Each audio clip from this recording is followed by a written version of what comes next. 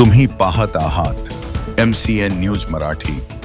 बाळापूर तालुक्यात या वर्षी 2 टप्प्यात सोयाबीन पेरणी झाली होती। सुरुवातीला पावसाचे योग्य प्रमाण मिळाल्यामुळे शेतातील पिकांची वाढ समाधानकारक दिसत होती, त्यामुळे शेतकरीही समाधानी होते।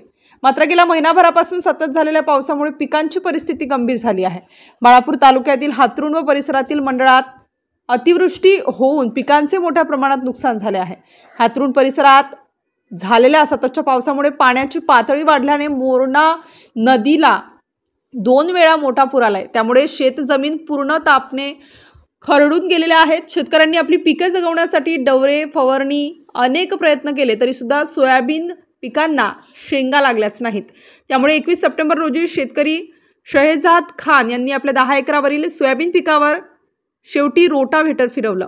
शेतकऱ्यांनी पेरणीनंतर भरघोस उत्पादनाच्या अपेक्षेने मोठा खर्च करून मेहनत घेतली। कुटुंबाचा उदरनिर्वाह सुरळीत चालावा, मुलामुलींचे शिक्षण व्हावे म्हणून त्यांनी शेतात प्रचंड कष्ट केले, परंतु अतिवृष्टी सोबतच पुरामुळे शेतकऱ्यांच्या स्वप्नांची अक्षरशः राख रांगोळी झाल्याचे यावरून दिसून येते।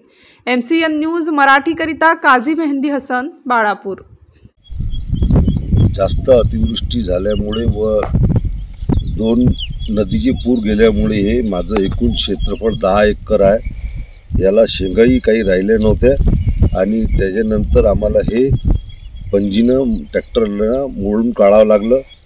याला कमीत कमी 1.5 ते 2 लाख रुपये खर्च आला आतापर्यंत। हे काही ना काही महसूल डिपार्टमेंटमधून सर्वे करून पाहणी करून पंचनामा करून याचा काही ना काही आम्हाला नुकसान भरपाई देण्यात यावं। हे पूर्ण 10 एकर क्षेत्रफळ आहे आमचा। 2 खेत याच्यात नदीचे पूर गेले, आम्हाला हे पूर्ण 10 एकर सोयाबीन मोडून काढावं लागलं। हे पहा कसं झालेलं आहे, सारं ट्रॅक्टरनं आम्हाला पूर्ण हे मोडून काढावं लागलं।